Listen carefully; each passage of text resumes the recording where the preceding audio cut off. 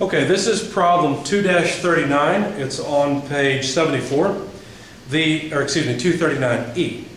The air in an automobile tire with a volume of 0.53 cubic feet is at a temperature of 90 degrees Fahrenheit and a pressure of 20 psi-G, which is gauge pressure. That's the pressure above and beyond atmospheric.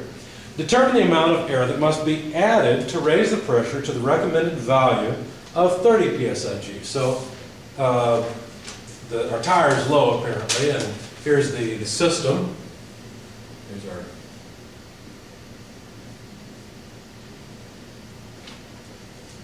state 1. Okay, so this is really the volume, temperature, and pressure in state 1. As we add air, in other words, add mass of air to our tire, then it will move to state 2. Now, the pressure in state 2 should be 30 psi-G, or gauge. We're at 20 right now. Okay. Assume the atmospheric pressure to be 14.6 psia.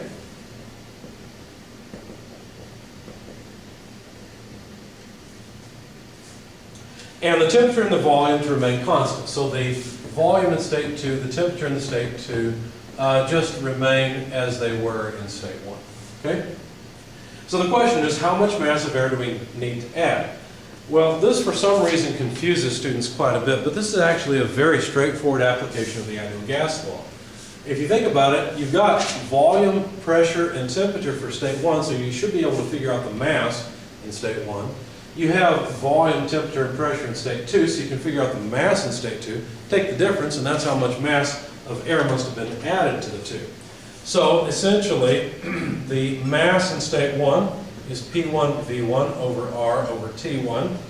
And if you look, P1 is 20 psi-G. Well, wait a second, we have to be careful. We're dealing with the ideal gas law. The pressure and the temperature must be absolute units or it doesn't make any sense. So we can't just use psi-G, we have to add 14.6 to get psi-A to get the total pressure inside of the tire at state 1. Now we want to multiply that by the volume in state 1, which is 0.53 cubic feet. Divide that by the gas constant. The gas constant for air you can find. All you have to do is go to the second appendix, since we're in English units. And the first page of the second appendix will give you all the gas constants you probably ever want.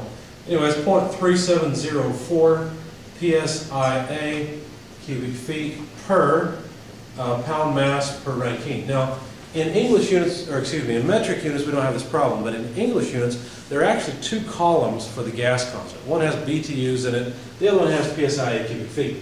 For the ideal gas law, you should always use the one that has psi-A cubic feet because most of the time that will cancel units the easiest for you.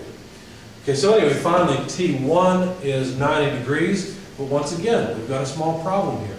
We cannot just use 90 degrees Fahrenheit. That will not work because that's a relative temperature. We need absolute temperature as well as absolute pressure. So let's add to that 460 so that we have Rankine. All right, so the psi cubic feet go away, the temperature units go away, and we're left with pounds mass. In fact, for state 1, the amount of mass in the tire is initially 0.090 pounds mass. And what I'm going to do is just modify all this a little bit for state 2 and say that the mass in state 2 must be the pressure, volume, divided by temperature, divided by gas constant in state 2. The only thing that really changes is the pressure, which is 30 psi-G, but the volume and temperature remain the same, the gas constant is the same.